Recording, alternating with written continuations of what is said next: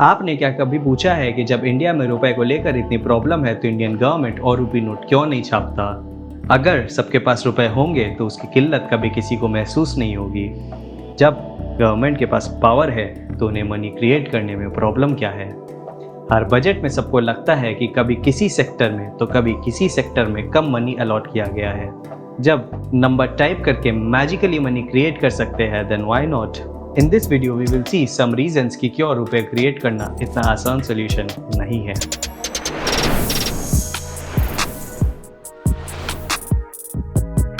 अगर आपने ये सवाल कभी पूछा है तो आप गलत नहीं है, पर ये जितना आसान लगता है उतना आसान है नहीं। The real problem is not money but inflation, यानी बढ़ती कीमत। MMT explains the problem really well. Wait, by MMT we do not mean this, but the modern monetary theory. Let's understand it. अगर आपको रुपए चाहिए तो आप आसानी से बैंक के पास जाकर लोन ले सकते हैं। बैंक आपकी क्रेडिट स्कोर चेक करेगा and if everything's alright then boom, पैसे आपके अकाउंट में। असल में बैंक के पास पैसे हो या ना हो, लेकिन आपको पैसे मिल जाएंगे। पैसा ही पैसा होगा। चलिए थोड़ा बड़ा सोचते हैं।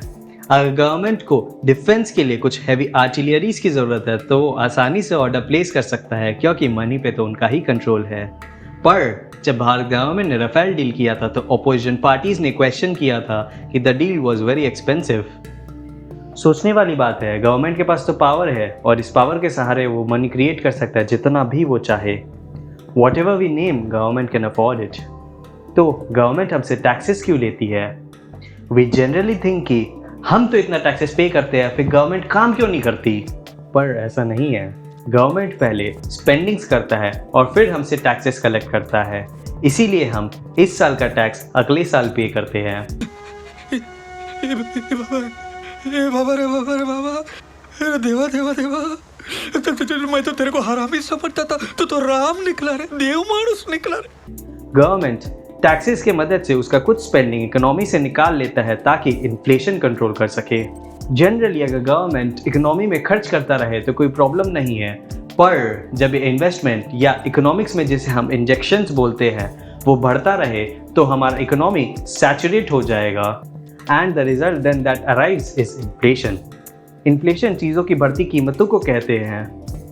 जब भी इकोनॉमी में इंजेक्शंस बढ़ता है तब लोगों की खर्च करने की क्षमता भी बढ़ती है और इसी के साथ लोगों का डिमांड भी बढ़ता है और इस बढ़ते डिमांड को कंट्रोल करने के लिए या थोड़ा एक्स्ट्रा प्रॉफिट कमाने के लिए प्राइसेस बढ़ा दी जाती है।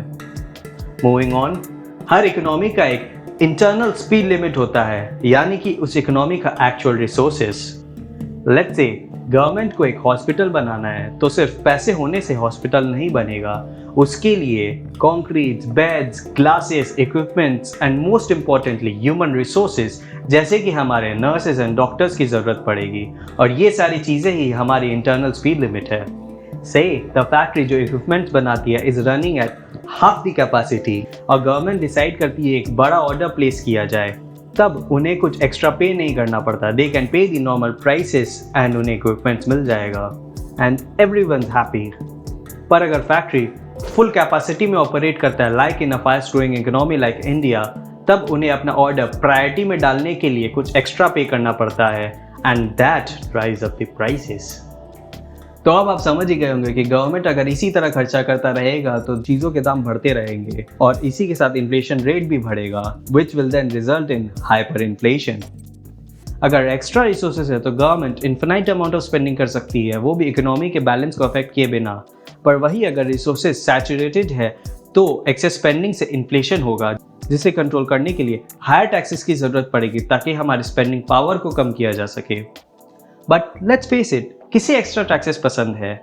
और ऐसे भी इन्फ्लेशन को प्रेडिक्ट करने का कोई अच्छा मॉडल है नहीं, तो उसके अगेंस्ट रिफॉर्म्स एक्यूरेट हो जरूरी नहीं है।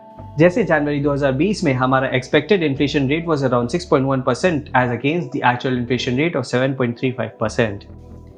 तो इसे ऑटोमेटिकली कंट्रोल करने के लिए गवर्नमेंट को कई और नए जॉब्स और रिसोर्स डेवलपमेंट में कॉन्सेंट्रेट करना चाहिए, जिससे हमारा इंटरनल स्पीड लिमिट को हम बढ़ा सके। Also, it's worth mentioning helicopter money, but we will discuss about it in another video. इसके अलावा प्रेशर फ्रॉम पॉलिटिकल पार्टीज भी एक इम्पॉर्टेंट फैक्टर है। लेट्स से अभी की ruling party unaccountable amount of money print कर रही है और ज्यादातर अपने पार्टी के प्रचार में यूज कर रही है। इसका तो विरोध अपोजिशन पार्टी करेगी ही, and that drives down their power to print money on demand. Problem solve करने के लिए रुपए की जरूरत है, पर यहाँ तो रुपए ही प्रॉब्लम है। Also in economy like India, जो इमर्जिंग इकोनॉमी में काउंट होता है, क्रिएटिंग मनी लाइक मैजिक ताकि उसे खर्च किया जा सके is not correct, as it affects the balance of currency, which drives down its value in comparison to currency of other countries like Venezuelan Bolivar, which is practically worth nothing now. What does it do? Do? What's it for? Well, nothing. I mean, that's the beauty of it. तो आपके हिसाब से government को क्या control करना चाहिए, inflation और money?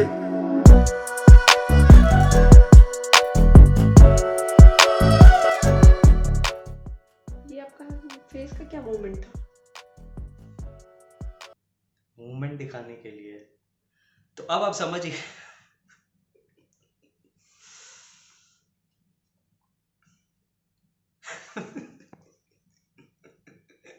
ठीक है, छोड़ दे।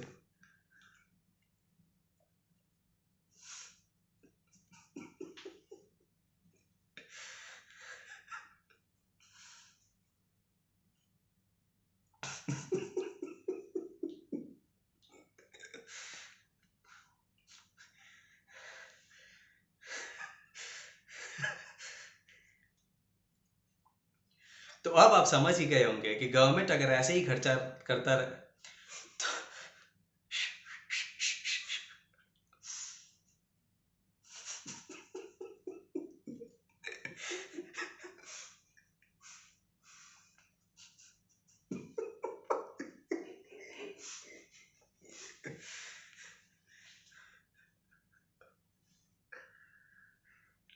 all is well.